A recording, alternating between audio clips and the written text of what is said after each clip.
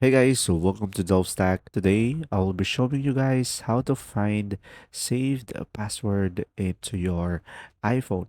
So guys, if you ever wondered, first thing is you could just simply go ahead and open up the password application. So to do that, just simply go ahead and go for password over here. You should be able to see the application itself. So pretty much if you have a passcode on your iPhone, provide your passcode. And now pretty much over here, you should be able to have multiple categories.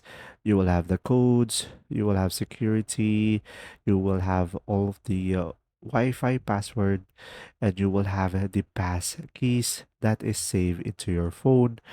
So guys, just simply go ahead and select the category if you want to find a specific password. And pretty much as you can see, I have an application over here, Roblox. And when I tap on the password, I should be able to say it true. And pretty much that's it. If you found this video helpful, please like and subscribe. And if you have any questions, comment down below. And thanks for watching, guys. See ya.